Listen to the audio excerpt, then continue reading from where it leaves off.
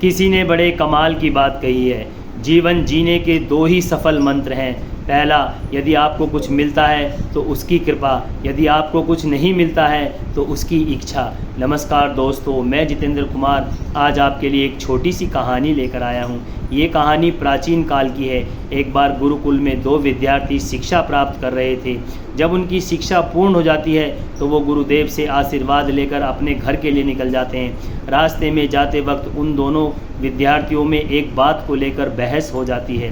पहला विद्यार्थी ये कहता है कि जब हमें राजा कुछ देता है तभी हमारा भाग्य उदय होता है, तभी हमारा भाग्य अच्छा होता है, वरना हमारी शिक्षा और पुरुषार्थ किसी काम नहीं आते। दूसरा विद्यार्थी ये कहता है, नहीं, ऐसा नहीं है। जब हमारा भाग्य अच्छा होगा, जब हमारा भाग्य उदय होगा, तभी हमें राजा कुछ दे सकता है, वरना शिक्षा और पुरुषार्थ किसी काम नहीं आते।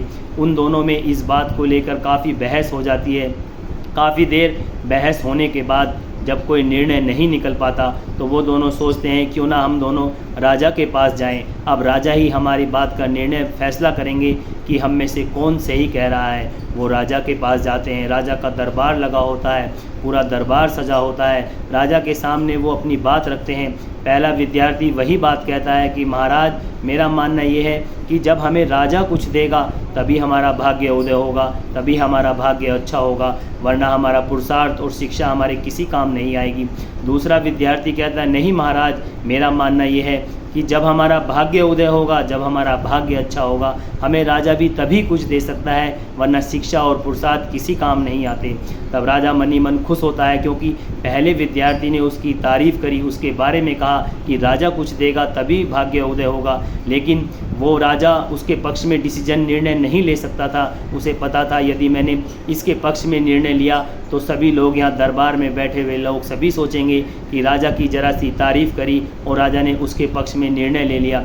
तब राजा को एक तरकीब सूझती है। राजा दोनों व्यक्ति को एक कपड़े में बांधकर एक एक वस्तु देते हैं और कहते हैं तुम इस एक एक वस्तु को लेकर चले जाओ और 1 महीने बाद आना और आकर बताना कि तुम्हारे भाग्य पर या तुम्हारे जीवन पर इससे कोई फ़र्क पड़ता है 1 महीने के अंदर या नहीं। वो दोनों अपनी अपनी वस्तु लेकर चले जाते हैं। रास्ते में एक नदी पड़ती है। नदी के पास वो पानी पीने के लिए रुकते हैं और पहला विद्यार्थी कहता है कि अरे देखते तो हैं, देखें तो सही खोलकर इस कपड़े में महाराज ने हमें क्या दिया है। तो पहला विद्यार्थी खोलता है अपना कपड़ा तो उसके अंदर एक कद्दू होता है। जब दूसरा विद्यार्थी अपना कपड़ा खोलता है तो उसके अंदर सत्तू होता है। जो पहला विद्यार्थी होता है वो कहता है, अरे भाई, इस सत्तू को तो तुम मुझे दे दो, मुझे बहुत भूख लग रही है, और इस कद्दू को तुम ले लो, घर जाकर सब्जी बनवा लेना। वो दूसरा विद्यार्थी कहता है, हाँ ठीक है, ले लो, वैसा भी राजा ने कौन सी ऐसी महंगी चीज़ दी है जिससे पूरा महीना हमारा अच्छा कट सकता है। तो पहला विद्यार्थी दूसरे विद्यार्थी से सत्तू ले लेता है, उसे खा पी कर चला जाता है। और जो दूसरा विद्यार्थी होता है जिसके पास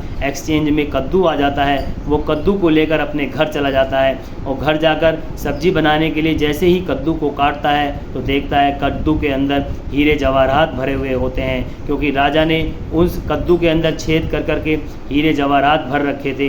वो विद्यार्थी बड़ा खुश होता है। दूसरा वाला विद्यार्थी वो अपने भाग्य को धन्यवाद देता है, अपने भाग्य की तारीफ़ करता है और धीरे धीरे पूरे महीने कुछ सेविंग भी करता है और इस तरह से उसका पूरा महीना बहुत अच्छे से गुजर जाता है।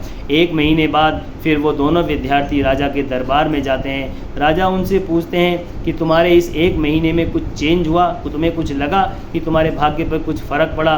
तब पहला विद्यार्थी कहता है, कहाँ महाराज, आपने तो हमें सत्तू दिया था, भला सत्तू से हमारे जीवन पे क्या फ़र्क पड़ता, उसे तो मैं खा पी के अपने घर निकल गया था। तब महाराज कहते हैं, नहीं, मैंने तो तुम्हें कद्दू दिया था। तब वो पहला विद्यार्थी कहता है, हाँ महाराज, आपने दिया तो कद्दू ही था, लेकिन मुझे बहुत ज़्यादा भूख लग रही थी, जिसकी वजह से मैंने उससे सत्तू ले लिया और अपना कद्दू उसे दे दिया। इस तरह से मैं कद्दू उसे देकर और सत्तू खा पी कर अपने घर चला गया था। तब राजा कहते हैं, राजा की भी बात समझ में आ जाती है और राजा कहता है, नहीं भाई, ये दूसरा व्यक्ति जो कह रहा है वही सत्य है। यदि भाग्य है, भाग्य अच्छा है, तभी राजा भी कुछ दे सकता है, वरना भाग्य में नहीं है तो राजा भी कुछ नहीं कर सकता। तो दोस्तों, इस कहानी का सार यही है कि आपके भाग्य से आपको ज़्यादा कुछ नहीं मिल सकता और जो आपके भाग्य में है वो आपको हमेशा मिलेगा। कुछ लोग अपने भाग्य को कहते हैं कि हमारा तो भाग्य ही खराब है, लेकिन ऐसा नहीं है। आपके किए हुए कर्म भी आपके भाग्य का निर्णय लेते हैं। यदि आपके कर्म अच्छे हैं, आप अच्छा लोगों के साथ अच्छा करते हो, सब कुछ अच्छा करते हो, तो आने वाले समय में आपका भाग्य भी अच्छा होगा। इसीलिए आज से ही अपने कर्मों को सुधारना प्रारंभ कर दीजिए। तो दोस्तों, यदि आपको ये हमारी कहानी अच्छी लगी हो तो हमारी वीडियो को शेयर करें, लाइक करें और हमारे चैनल को सब्सक्राइब करें। मिलते हैं आपसे एक नई वीडियो में एक नई कहानी के साथ। तब तक के लिए नमस्कार, जय हिंद।